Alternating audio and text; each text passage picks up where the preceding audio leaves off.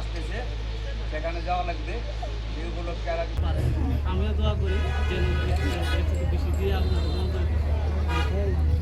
এই বলে আমি ধন্যবাদ জানাই। আজকে আমার নিজ বাড়িতে আমার পরিবারের পক্ষ থেকে পবিত্র ঈদুল ফিতর উপলক্ষে আমার ইউনিয়নের প্রত্যেকটা ওয়ার্ডে হতদরিদ্র পরিবারকে আমি নগদ টাকা, শাড়ি, লুঙ্গি দিতেছি। আসলে এটা আমার প্রতিবারই দেওয়া হয়।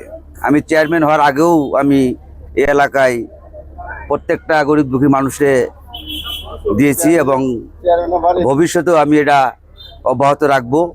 পাশাপাশি এই এলাকার যারা ধনী ব্যক্তি আছেন তাদেরকেও আহ্বান করব যেন এইভাবে আসলে এই প্রত্যেকটা হতদরিদ্র ফ্যামিলির পাশে দাঁড়ায়।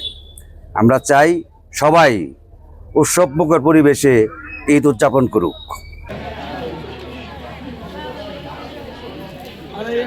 মানবিক স্বার্থে উনি এলাকার হতদরিদ্র মানুষের মাঝে আজকে কাপড় বিতরণ করবেন।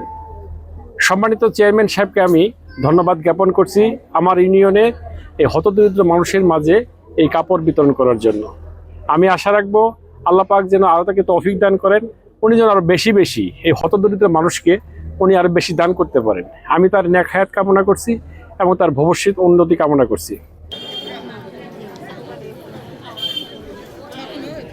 ঈদ উপলক্ষে গরিব এবং সাধারণ মানুষের মাঝে বস্ত্র বিতরণ করতেছেন, এটা একটা মহৎ উদ্যোগ।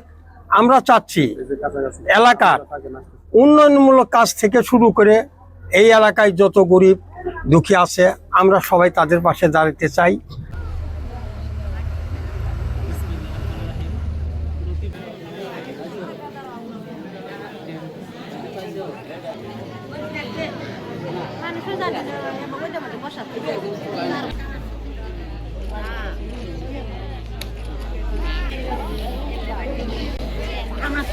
Good good good.